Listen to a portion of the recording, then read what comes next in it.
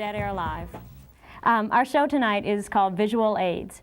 We're going to be talking about different educational programs that make people in the Boston area aware of AIDS, AIDS prevention, and other issues around AIDS. And we have quite a lot, an eclectic group of people here tonight. Our first guest is Alfred Montbleu from the Haitian American Cultural Center. And we're going to talk to Alfred for about 5 minutes, and then we're going to show a PSA that was done by another Haitian group. That's a public service announcement about AIDS. But first, Alfred, can you tell me a little bit about the Haitian American Cultural Center, just what the organization does? Okay, I am working with the Haitian American Cultural Center. I do some outreach work and also some counseling work. We are a nonprofit organization, and we do serve the community of Somerville and Cambridge. Mm-hmm. We do outreach throughout the community to try to enhance the health of the Haitian community in Somerville and in Cambridge. And part of that is talking about AIDS. But that's all we do. We talk about AIDS and also substance abuse awareness and prevention. So we do outreach work. We do door-to-door outreach, street outreach, outreach at the workplace, outreach in restaurants, barbershop. We have a condom campaign. We go out to different stores in the Haitian community, and we put out condoms there for the Haitian people to be able to get. Do you have a poster or something? Yeah, or does we someone have a actually go and basket. stand We have there? baskets that we have made with a poster on it saying who we are and where we're from, and we also have we put them in envelopes where the people can actually call back and get more information, and we have pamphlets showing them how to use and everything like that. Yeah, how do you start a conversation? Say you're going door to door and you just knock on a door. How would you start? How would you bring up the subject to begin with? Well, I guess with Haitian, it's a little different because, first of all, once one Haitian can identify another, it becomes very much easier. But at times, it is a very hard subject to talk about because Haitian people seems to have so much other needs at the present time in their life, where HIV and AIDS is not something they're so much concerned about because they have other health issues. I don't know, in Boston we have a family that just lost 3 kids in a fire, overcrowding apartment and stuff like that. So the Haitian community is so full of all the problem, it makes it very hard for us to really give them the service that they need. Yeah, that although AIDS is a problem, it may not be the next problem someone's facing, so it's hard to get their attention onto the particular problem of AIDS. That's right. Yeah. We first of all, sometimes we have a large number of Haitians, those that are here, they just got here, and they are not highly educated. So they live in a lot of darkness, and they don't really know what AIDS is. They have one concern. A Haitian leave Haiti, they have one concern. They want to come over here and be able to work and send money for their family and try to feed them. So AIDS is something that you got to first have a relationship with that person and help them out in other ways before you can really talk to them about health-related issues. So does your program have other referrals about, how someone can get a job or get immigration situation cleared up or any of that stuff? Well, we are working on all these things, and it is so very hard because right now, as we know, funding is very hard for any organization. But we have a great need in the Haitian community, and we will let everyone know what our problem is, because we definitely have to do something for our community because we have a great crisis and we need some help. Well, what's the response been? The response has been very, very, very hard. If you ever get a chance, you can come down and visit our office. We have an office that doesn't look, I think that's one of the worst looking office that I've ever seen, because funding is very, very, very hard for that community. We have an office located in the basement somewhere, and so we are definitely working hard with different people in our community to try to bring up the standard. Okay. I think we're ready to go to a tape now. This tape is a PSA by Franklin D'Alembert, and it was done by, it's a PSA that's particularly targeted to the Haitian community. Are we ready for that? Okay.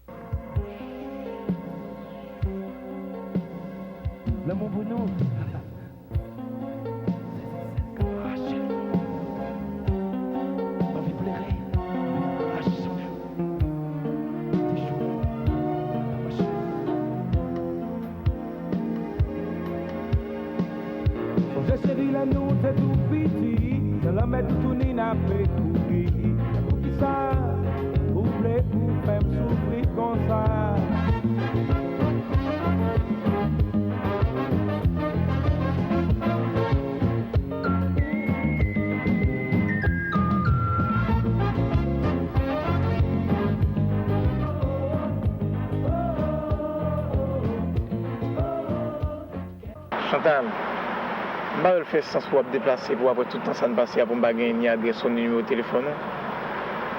Mais, Pierrot, voilà mon ici, ou pas connaître avec question sida, c'est ou bien abstinence, ou bien on s'est partenaire, Kounia.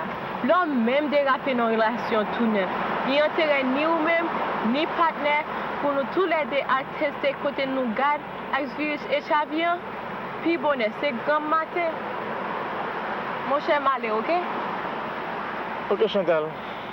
Bye Pierrot. Bye. Oui, définitivement, avec question sida, c'est ou bien abstinence, ou bien une seule madame, une seule mouché, ou bien mes amis, utiliser capote.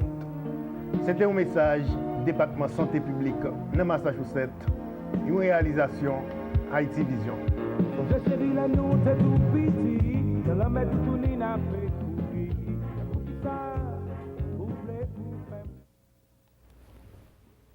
The camera's behind. Hi, welcome back. We have 3 new guests. They're members of the AIDS Action Teen Speakers Bureau, and my guests are Cindy, Alex, and Clara. And I think the first thing that we can talk about is ask each one of you how you got involved with the AIDS Action Speakers Bureau. Anyone want to go first? Okay. There's a friend of ours that she's in it too. She's not that involved though, but she got an application from a hospital that she goes to, and then she gave it to me. She wanted me to be in it too, so she gave it to me, and that's how I got involved. And then it was really interesting, and I kept doing more and more things. So. And Alex, how did you get involved? Well, I got involved through my mother. My uncle died of AIDS recently, so my mother is always working for the AIDS Action Committee, and she heard about this teen speakers thing and told me about it. And here you are. here I am. Like a fame and fortune. My best friend, she got an application from her community clinic, and she talked about it so much, and she got me into it. And I got an application, I got an interview, and I started getting involved, and I liked it a lot. And I started doing more and more stuff about AIDS. Well, what would you guys say is the goal of the AIDS Action Speakers Bureau, especially the Teen Speaking Bureau? To raise the awareness of AIDS and HIV among teenagers, because they're the ones that have the highest risk of getting infected. Just to make sure like every teenager has the facts they need to make the decisions when, for important stuff, when it's time, just so they know all the information there is to know, just so, if someone does have AIDS, they can't say, well, I didn't know that, because that's happening a lot now. Basically to educate them with what's right and what's wrong about AIDS and HIV. And you were just telling me before we got on the show that you've all gone through a training about a month and a half ago. Can you tell me a little bit about that training, what they told you, and how they prepared you to go out and be speakers? First, they taught us like just about everything there is to know about AIDS and HIV. And then it was 3 weekends? 2 weekends. 2 weekends. It was 35 hours. Wow. It was a Saturday and a Sunday from like 9 to 5, 8 to 5. And then the next Saturday and Sunday, and then the next weekend the same thing. And then we graduated, I guess. Like, it was like a diploma and everything. It was fun. And but before we did, after they thought we know everything there was to know about AIDS and HIV, they prepared us as much as they could to talk in front of like an audience, in front of other people, and to be ready for the way that they would react or could react.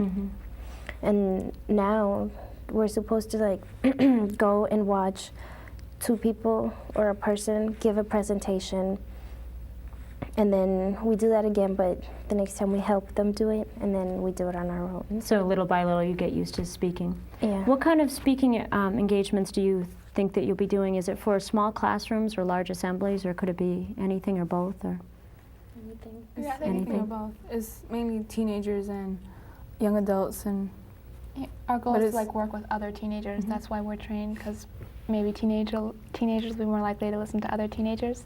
That's why we're here. But Well, and I think another advantage that you guys have that we were talking about before is that you'll know what makes sense to teenagers. I mean, I think while we were coming over here, we were talking about a discussion that you had with Ray Flynn today about abstinence. And I mean, would you just repeat what we were saying before about telling what it's like to tell teenagers to go for abstinence?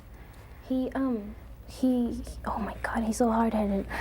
I'm sorry, but he is. Yeah. He's like, I was trying to tell him that, you know, he wants to educate everybody on abstinence, and he thinks like that's gonna lower the risk of teenagers having sex, and then he's gonna make condoms available if he does that. And I was telling him, you know, people, he can't say, you know, don't have sex and expect people not to have sex, because they're going to anyway. I mean, they are now, and there's all these things out about have safe sex, even that, safe sex, and they're not having safe sex. And he started talking about some Atlanta and some other place, how they did that, they educated people with on abstinence and everything, and the rate of people having sex, teenagers having sex, lowered a lot, and that's what he wants for it to happen here, but he's not doing anything about it, he's just saying it. And while this is happening, while he's saying, well, we have to educate people on abstinence, people are having sex and people are dying of AIDS. So basically, the longer the delay, the more people will get HIV and eventually get the disease. Yeah. Yeah. What are some of the things that well, we were talking about before, just some of the things that you have to educate people about AIDS. We were talking about an AIDS discovery box. It sounded really pretty interesting. Does anyone want to tell me about that? well, it's a box that we got from the Museum of Science, and we use it at the Dancing in Time, the dance-a-thon. And what it has basically everything. It talks about STDs, condoms. It has it shows you the difference between latex and lambskin condoms. And which is good and which is and bad. which is good, which is bad. Might as well tell the TV audience which that is in case people don't know. Latex is the condom you should use because they're water-based, not oil-based, which condoms should not be, because it breaks down the condom, the latex of the condom. And lambskin should not be used because it has pores, and the HIV virus can go through that. And also other STDs could go through that. So it's not good to use lambskin condoms. also, like the water-based, what you were saying, it wasn't that the condom is water-based, it's the water-based is with the lubricant. The lubricant So you is don't want to use water-based. like petroleum jelly. Because petroleum jelly will Break down the latex. dissolve That's right. it. There was also Yeah. a wooden penis inside the box, and we gave condom demonstrations. Uh-huh. Because at the training, one of the things that we did was we was trained how to use condoms correctly on a dildo. Technical We term. practiced. Yeah, we had Yeah. a condom relay race. Oh, really? To see how fast? A lot Yeah. of people, Yeah. they Just get don't, used to they, it. they're fine, they use condoms if they do, but they don't use it properly. They don't know how. Yeah. Because at the they don't dance-a-thon, at the dance-a-thon, we taught people how to, like, we would do the demonstration, they were like, wow, I didn't know that, you know, they were like, oh. What were they doing wrong? Were they just Like, Sorry. Oh, go ahead, either one. like the tip, you know how you're supposed to leave air Uh-huh. for the cum? Well, And they're putting it on a way they were putting that it like they'll all the way, and you know how you're supposed to make it smooth so there's like no air bubbles. They weren't doing that either. So basically, they'd end up with a leaky, possibly breaking condom. Yeah.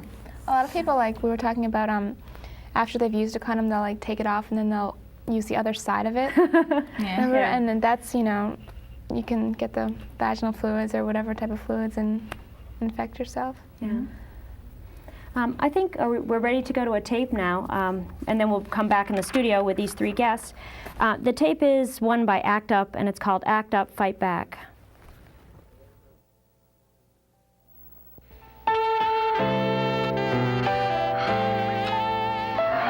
Aren't you forgetting something? you mean this?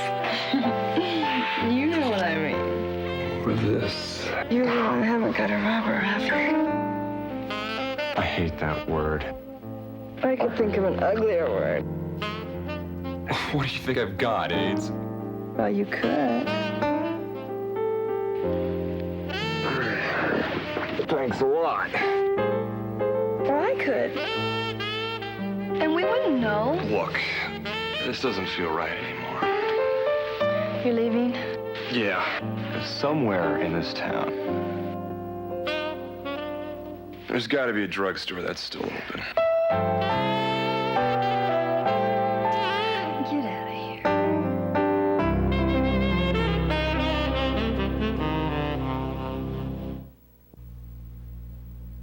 Now you listen to me. I put a whole lot into raising you, and there's no way you're gonna get AIDS. You heard me. Now, there's no way of me knowing who you're seeing or what you're doing. And I hate the idea of you doing things you're not ready for. But listen, if you're doing anything, you use one of these. You understand? Because my baby is not getting AIDS. You are not getting AIDS.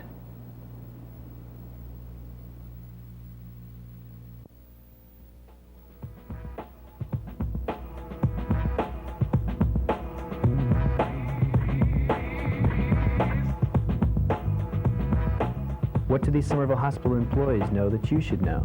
It's that the most important gifts of life can still come in small, plain packages.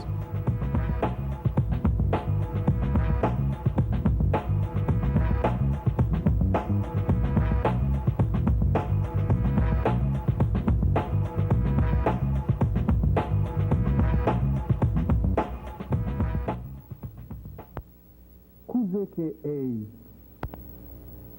AIDS é uma doença que não tem cura, causado por um vírus que te deixa no corpo sem poder defender. Nada que te transmitido.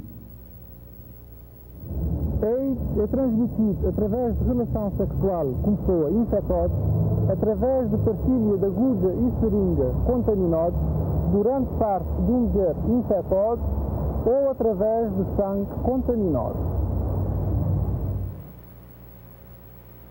Como eu vou poder evitar AIDS? Como ter mais que um companheiro sexual? Pratica sexo com mais segurança. Usa camisa de Vênus. Cabo usa agulha e seringa de outra pessoa.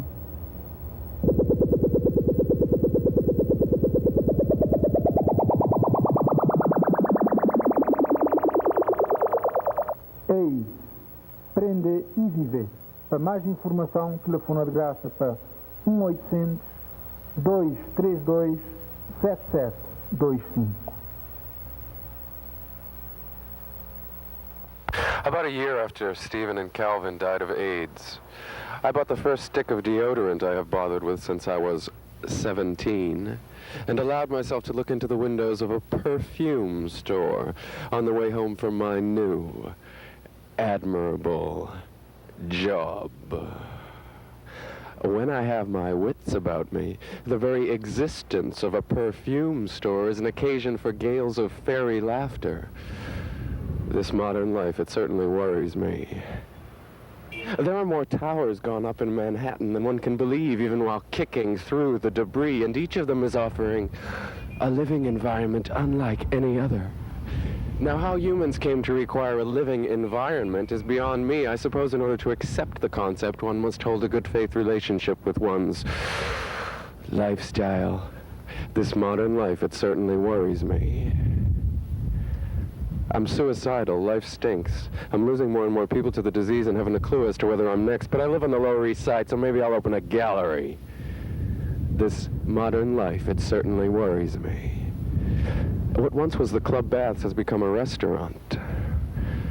Now you can have lunch where you used to eat out. This modern life, it certainly opens my eyes. Now people think I'm jaded, but there are few things purer than what I'm getting at. A non-monogamy, the method by which I remain true to myself by having sex with many people.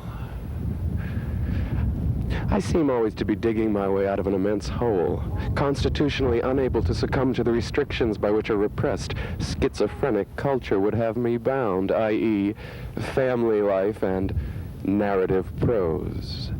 My unfortunate circumstance, my story, has dumped me in that hole and forced me to begin again and again, and there are moments within which I see the unfortunate circumstance to have been fortunate indeed.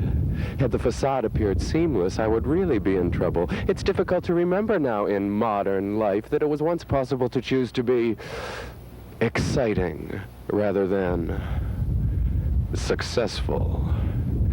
I remember when I knew how to love.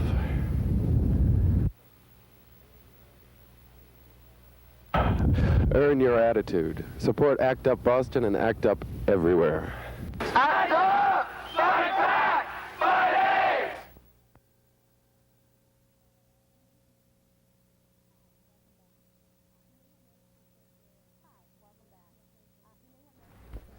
Hi, welcome back. You may have noticed that those were more PSAs than I promised you. It wasn't just from ACT UP, but there were also PSAs from AIDS Action, the Somerville Portuguese Association, and ACT UP. So we're back in our studio, and we're talking to our lovely guests, Cindy, Alex, and Clara. And we thought we'd come back and talk about what the Speakers Bureau has prepared you to talk to teens about. What are the things that you're being sent out there to tell teenagers? Primarily, we want to get across that you can't tell if someone has AIDS just by looking at them, and so you should always, wonder because of the window period that takes, excuse me, 10 to 12 years before symptoms can show of AIDS. So that and there's not risk groups anymore. It's now risk behaviors, which are generally unprotected sex and using IV drugs are the two biggest risk behaviors. So in other words, just because you're not gay doesn't mean that you aren't necessarily safe or saved. Right, and gay men are generally safer than heterosexual because they know about the risks and they tend to use condoms more and practice safer sex. So we're talking now about risky behaviors in particular, rather than saying, well, I'm not part of a group and so therefore I'm not at danger. What are other things that you tell people?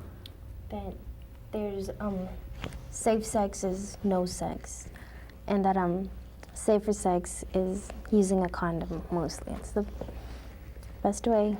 And before you have sex, you should always assume that the person is HIV positive because they might not always tell you. Or they may not know. I mean, you were talking about a 10 to 12 year latency period. Actually, it's 8 to 10. 8 to 10. That's still a long time. What's it called? A latency period? Is that what you It's also called window period. A window period. There was another word. I can't pronounce it anyway, so go ahead. So you shouldn't assume that the person either knows or would be telling you the truth anyway. Yeah. Do you talk at all about needles or anything like that?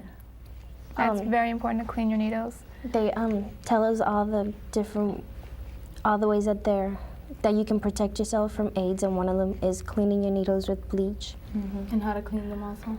Also with needles, another way of using drugs is steroids. People don't usually think of that as a drug. Right. But if you go to the gym, you don't know who, so you should think of steroids as. That's true. I think probably most people, when they think of HIV drugs, think of heavy heroin or cocaine users, and don't think about other drugs like that. Were there other things that you were supposed to get, or things that you're particularly supposed to get across? That it's out there, like among heterosexuals and among young people, it is spreading and it's spreading fast, and people really need to be aware. People, kids nowadays, don't know that they can get it. They still don't know, and they really have to know. It's the fastest growing group. There's always like the big stereotype that AIDS is a gay disease, which is not true at all. The statistics prove that there's more heterosexual people infected than gay people, so people think that, like, they might say, well, I'm not gay, so I don't have to worry about that.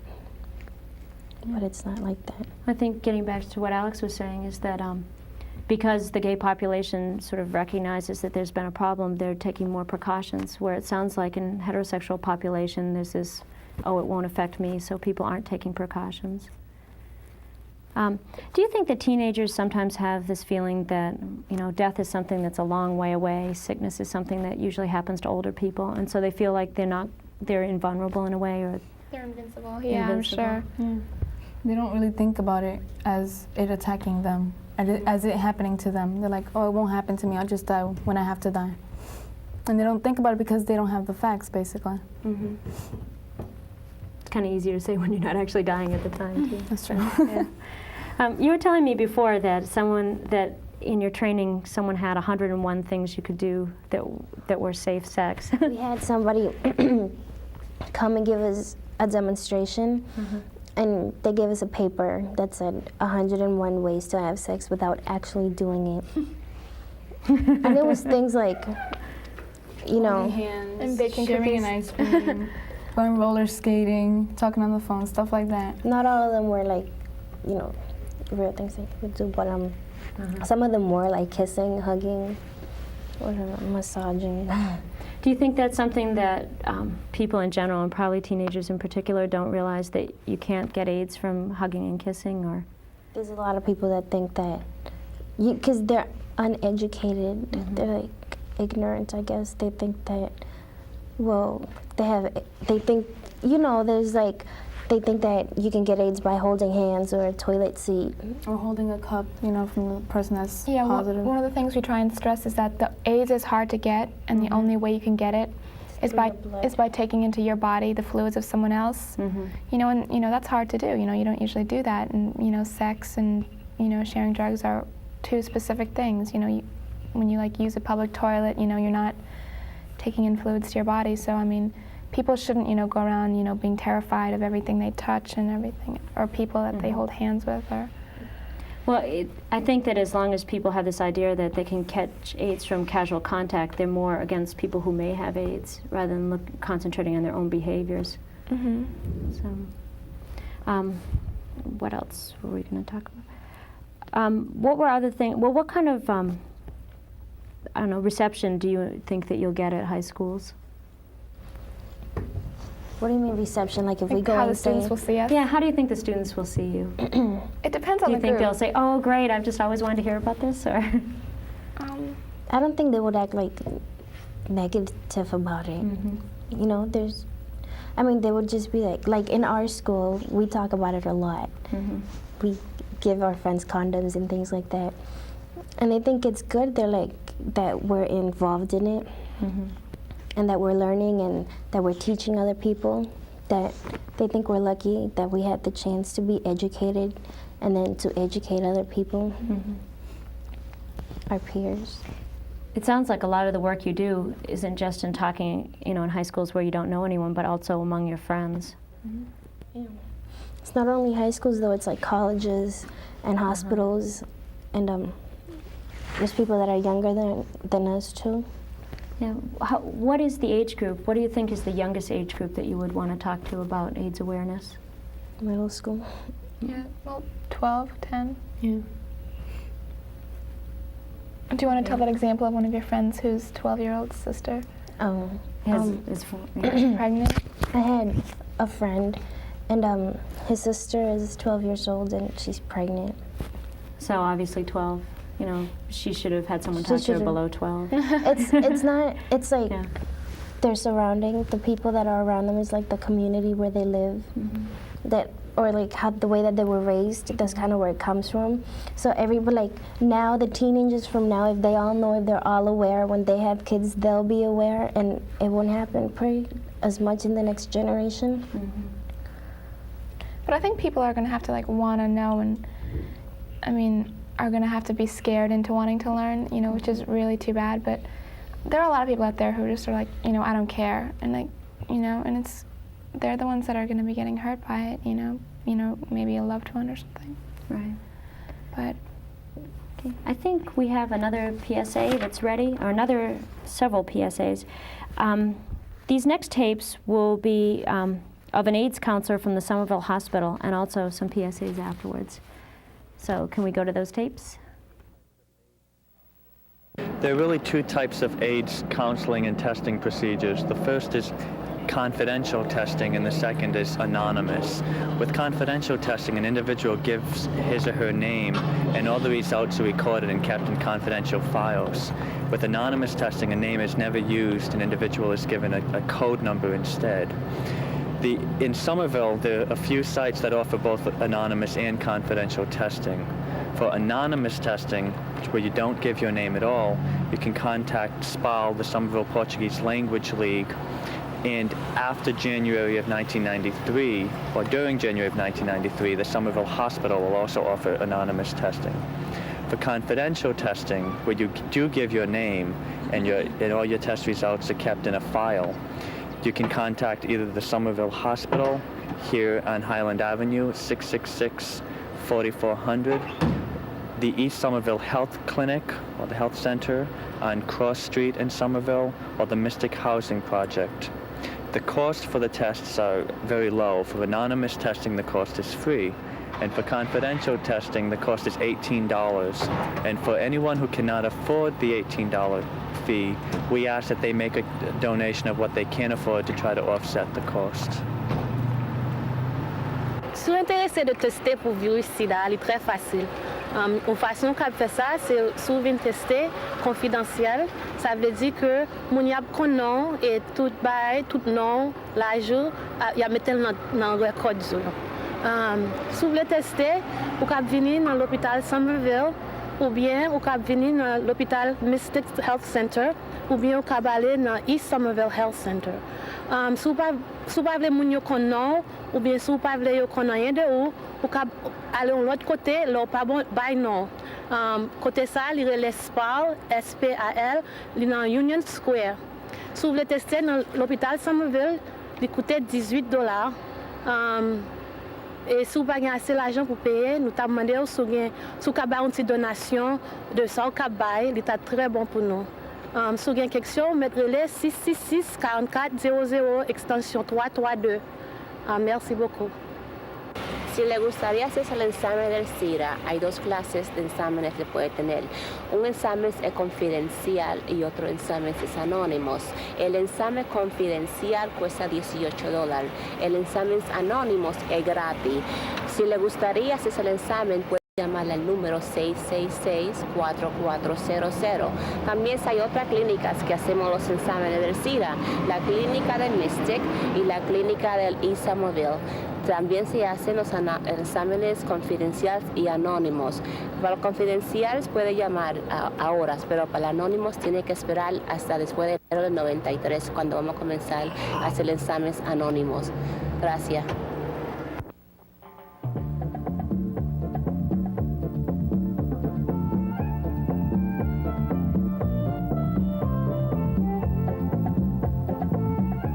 O ritmo da lambada é maravilhoso.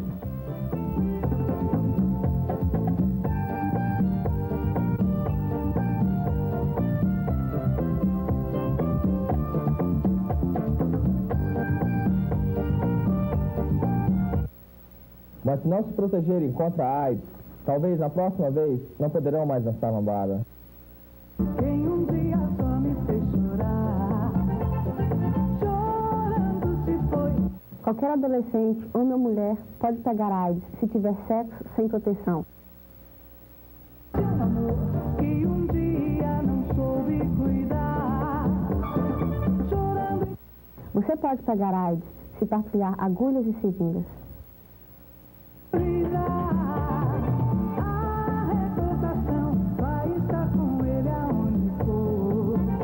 Lembre-se, AIDS também é sua responsabilidade.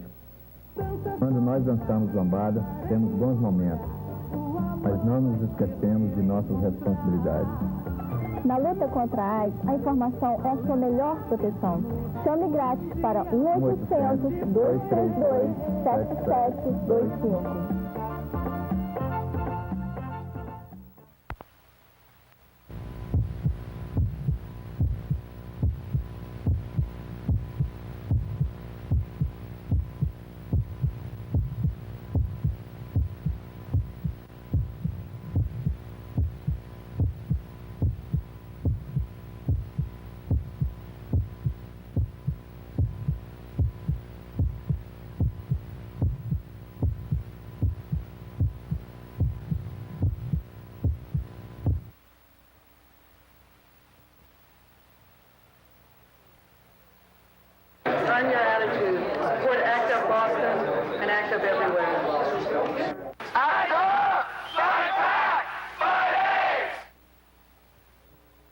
For more information on how you can assist in the fight against AIDS, call 617-49-ACT-UP.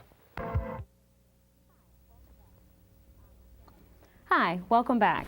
I still have my three guests, Cindy, Alex, and Clara from the AIDS Action Teen Speaking Bureau.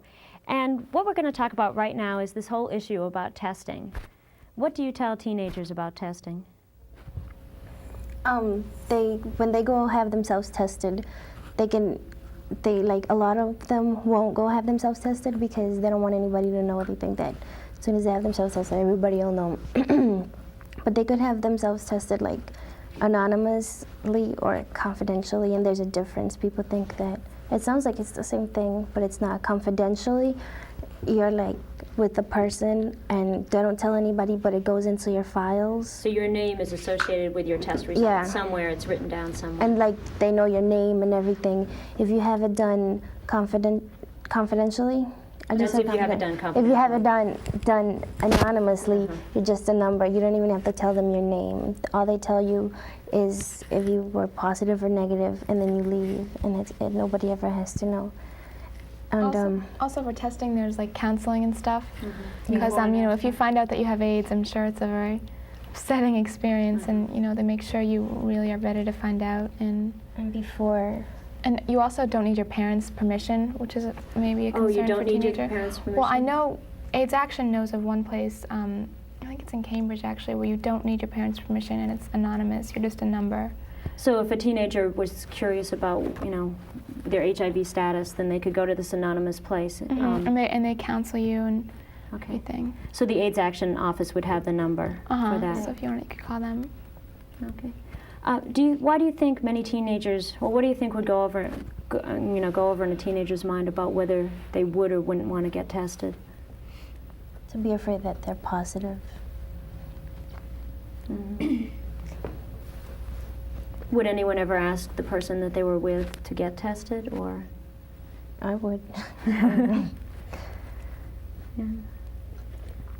Were there any other issues about testing that you talked about in your We had a lady come and talk to us. She was from the Cambridge place where they have testing, and she told us there's a lot to know about testing. There's like all this information, and there's different types of tests. Yeah. How it all works, but it's not really that important information for the public, because it's just how they find out whether you have AIDS. There's like 2 different tests, but it's not really that important. Yeah. There's one test that's more accurate than the other tests, but it's more expensive. One test tests for HIV antibodies. That's the ELISA test? That's the Western blot, I think.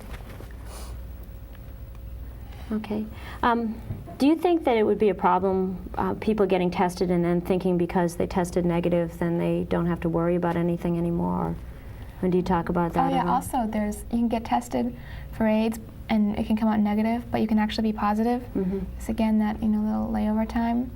So I think it's 6 months. You should get, if you did something which you're not feeling too great about and you think you might have contracted AIDS, you should get tested. But then you should get tested 6 months afterwards, because it might take some time for it to show up.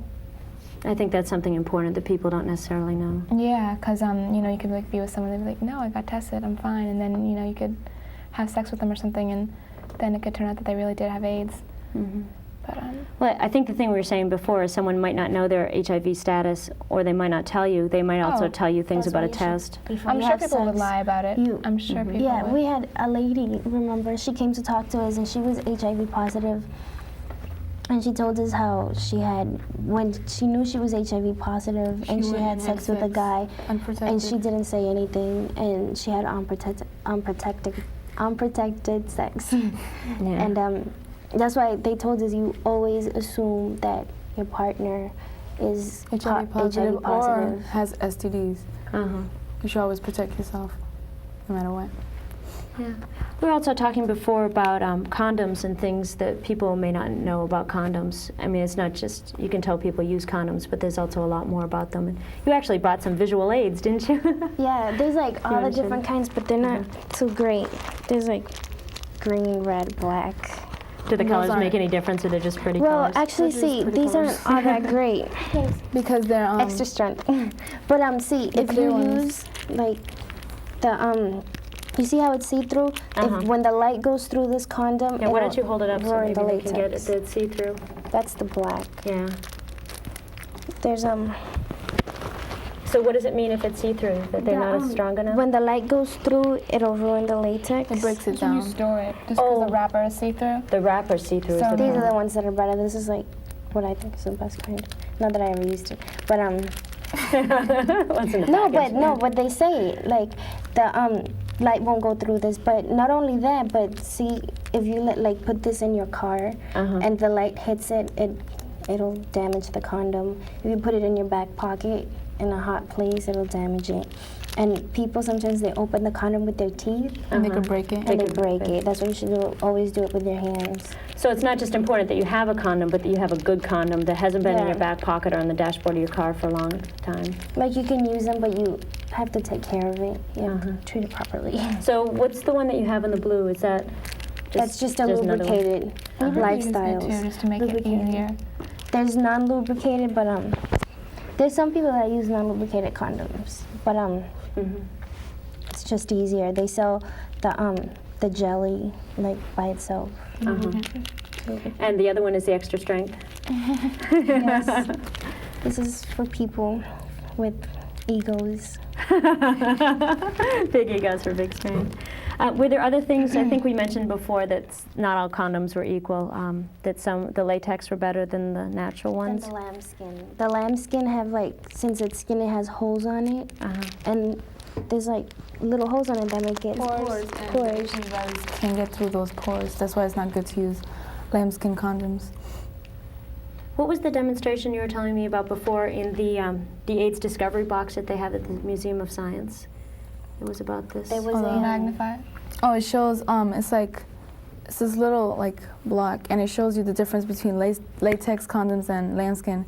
And it shows a picture of the lambskin condom magnified 1,000 times, and then it shows the latex condom magnified 1,000 times. And you can see the difference because the lambskin has bumps, and it's really rough, and then you look at the latex and it's smooth, and you can see like a big difference right there.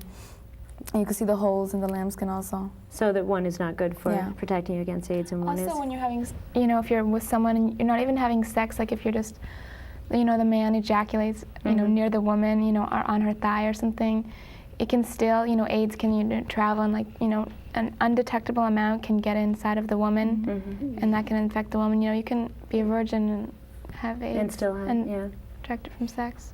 So you just keep the semen away. That's really important. So it's important to use a condom early on in the whole thing, I mean, it's important to not just have it for intercourse, but to have it before and after. Also another thing, if you're having sex, pulling out is not an effective method because of the pre-cum, which the man comes out a little bit before, and that has AIDS present too, so.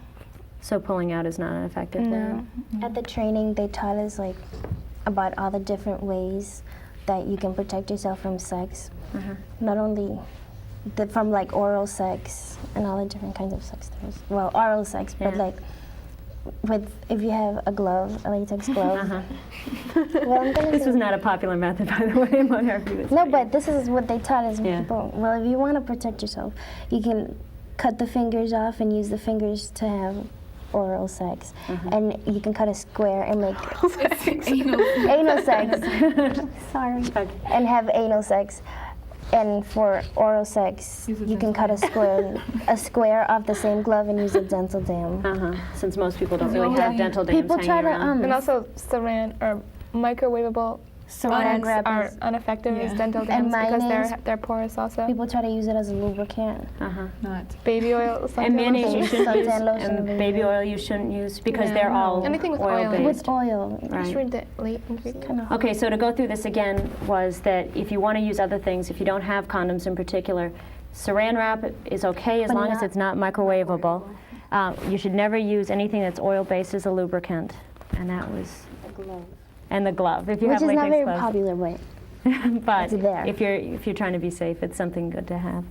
Okay, I think we're going to go to another tape, and this is Dr. Bingham from the Somerville AIDS Commission, and he's speaking to the Somerville alders about the issue of AIDS.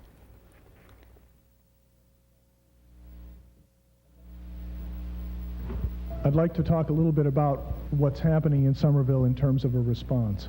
And I think that the most appropriate way to do that is to start by talking about the Somerville AIDS Commission.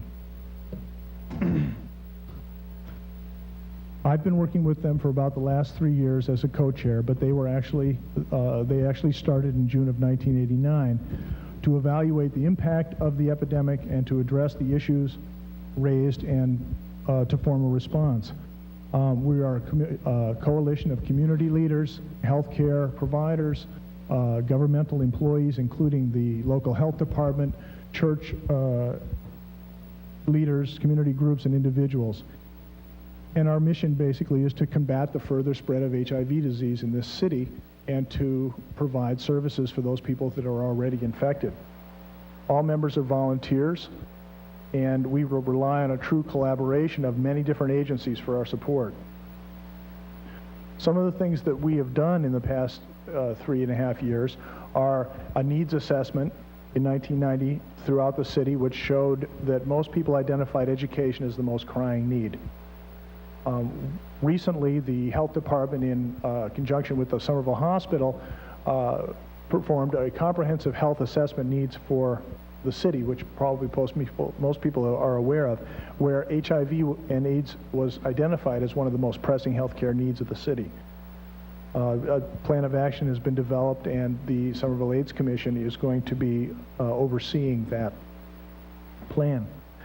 In May of 1990, we co-sponsored a conference at the Holiday Inn entitled A Community Response to the AIDS Epidemic. And it was widely attended by more than 100 doctors, nurses, community leaders, again, church leaders, and social workers, interested families, and individuals. Last December, we worked with the school committee to adopt a policy authorizing condom availability and counseling at the high school. And we're currently participating with the task force to develop a kindergarten through 12th grade AIDS curriculum. We have a speakers bureau. We have set up booths and informational activities at many different events around the city. And we have worked with the Somerville Youth Program, peer leadership program, to make some PSA announcements that are being shown at SCAT. We have a collaboration of many different groups, from the hospital to the health department, VNA, Haitian American Cultural Center, SPAL, Center for Refugees of El Salvador, Centro Presente, and Somerville Mental Health, as well as many others. I think this has been very key in getting funding from a state and a federal level that has allowed us to medical providers like myself to take care of people here in Somerville with AIDS and HIV disease. Most importantly, last year we hired a case manager at long last to provide the continuity of care and the access to social and medical programs that were necessary. However, in less than a year, the position has been totally overwhelmed with the crying needs of our community. As a matter of fact, she has had 5 new cases just the past week. Also in 1991, SPAL hired a case manager to help with Portuguese-speaking patients. However, they're working in the whole Boston area and only have a spot of their grant for Somerville. This summer, we hired an HIV program coordinator, which was very exciting for us. This man is going to work on a citywide level to help us expand the existing programs that we have, as well as implement new programs. And this month, we hired a Haitian case manager to work closely with the Haitian American Cultural Center, the VNA, and the hospital. The ties are very important as Somerville becomes a more diverse community. And we feel very fortunate that we've developed these ties to date. And we've come a long way in a short time. However, the needs of the epidemic for both educational and prevention programs as well as direct services have far outpaced what we have to offer at this time. And I fear that we are in jeopardy of being overwhelmed by these needs in the near future without more funding for increased programs and services. I'm hoping in the past, and before we hired our citywide coordinator, there were many individuals and agencies working in a rather uncoordinated fashion, coordinated at times, And I think that we're hoping that we can move ahead in a coordinated fashion to provide a true community response. In the next year, some of the things that we would like to do is work closely with the schools to get a peer leadership program in place, to get the AIDS curriculum in place, to help to expand drug treatment and alcohol services, including treatment on demand, needle exchange, expanded volunteer services, multicultural client advocacy. We would like to work with the legislature to provide more funding for our programs and implement new programs. And we would welcome the opportunity to present some policy statements and papers to the board before we make them public, so that we can work very closely. To end with, I would just like to call our attention to the recognition of World AIDS Day, which is coming up December 1st. We've come a long way in Somerville in the last 3 years, from a small table and video in the lobby of the Somerville Hospital to a multifaceted program that we're going to have this year.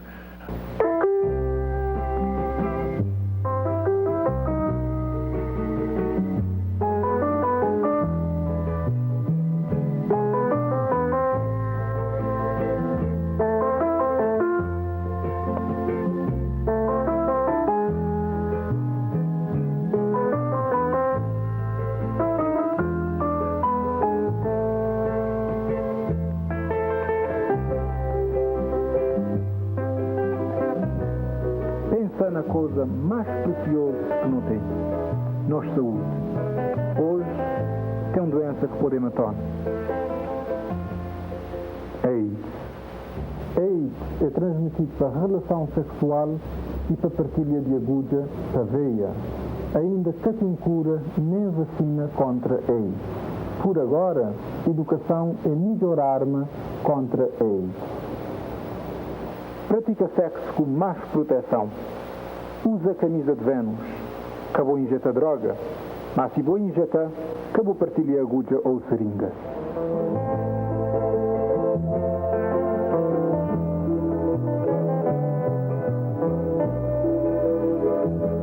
AIDS é um perigo real para todos nós. Quando mais não saber, melhor não te poder proteger nós mesmos e aqueles não te amam.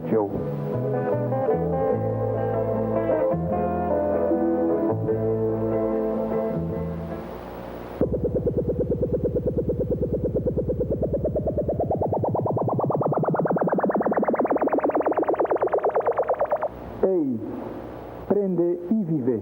Para mais informação, telefona de graça para...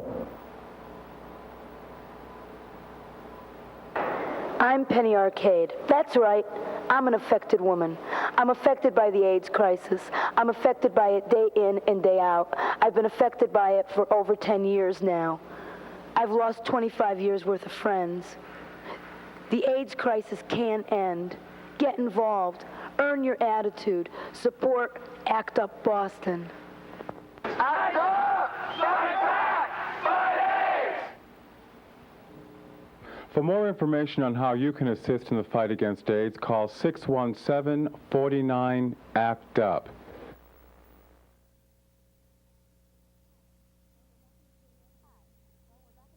Hi. Well, we're back in the studio, and we only have a few more minutes, so I'd like to go around to each one of my guests who have been good enough to be here tonight and see if they have just one more thing that they want to add. And Clara, would you like to start?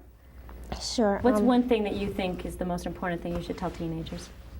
That safe sex is no sex, abstinence. And safer sex is putting a barrier between you and bodily fluids.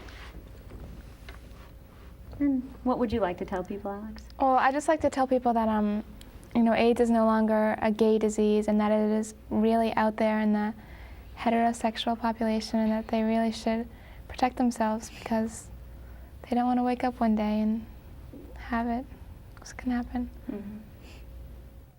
And what would you like to say, Cindy? That the reason why I'm doing this is because I am a teenager, and I feel that teenagers need to be educated about this because everybody says how teenagers are the future, the leaders of tomorrow. And if they're not educated about such an epidemic like this, there is no future and there are no leaders for tomorrow. So teenagers have to be educated about something like this. Yeah. So when do you guys think that you'll be going out in the high schools and giving presentations? I think me and Cindy are gonna do it like next week for the first time. To try with other people. We looked at the dancing in time thing. I passed out condoms and they helped work the We gave demonstrations, but we already, after you graduate from, not graduate like you're saying that, but after you finish the training, they, I said this before, you go and watch somebody do a presentation, then you help them, and then you do it on your own. We already watched somebody, and we did presentations at the dance-a-thon, so we're gonna go do it on our own. How many teenagers are involved in this? 14. Was it 14? Okay. This is the first time that they did this too, so it's like we're kind of using us as guinea pigs. Well, you seem like you really learned a They lot. want to do it again, so that's good. I think actually they're starting another training in the springtime. Yeah, in March. Okay, so if any teenagers are out there and interested in being part of the training, then they should call AIDS Action. Yep. So, and also we've mentioned tonight that if you want to get anonymous testing, then you can call AIDS Action and find out what the number is of a place where teenagers can get anonymous testing. And I think that's about all the time we have tonight. I'd like to thank all my guests, Alfred, who's no longer here, but also Clara, Alex, and Cindy, and I just wish you all the luck in the future. It seems like you're doing a really brave and important thing. And so that is our show tonight. Good night. Goodbye, Mother.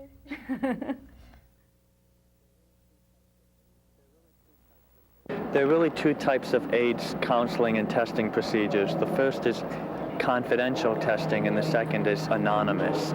With confidential testing, an individual gives his or her name, and all the results are recorded and kept in confidential files. With anonymous testing, a name is never used. An individual is given a code number instead. In Somerville, there are a few sites that offer both anonymous and confidential testing. For anonymous testing, where you don't give your name at all, you can contact SPAL, the Somerville Portuguese Language League, and after January of 1993, or during January of 1993, the Somerville Hospital will also offer anonymous testing. For confidential testing, where you do give your name and all your test results are kept in a file, you can contact either the Somerville Hospital here on Highland Avenue, 666-4400, the East Somerville Health Clinic, or the Health Center on Cross Street in Somerville, or the Mystic Housing Project. The cost for the tests are very low. For anonymous testing, the cost is free. And for confidential testing, the cost is $18. And for anyone who cannot afford the $18 fee, we ask that they make a donation of what they can afford to try to offset the cost. Si vous êtes intéressé de tester pour virus sida, c'est très facile. Une façon qu'on fait ça, c'est si vous venez tester confidentiel. Ça veut dire que mon y a un nom et tout bail, tout nom, l'âge, il y a mettre dans le record. Si vous voulez tester, vous pouvez venir dans l'hôpital Somerville ou bien vous pouvez venir dans l'hôpital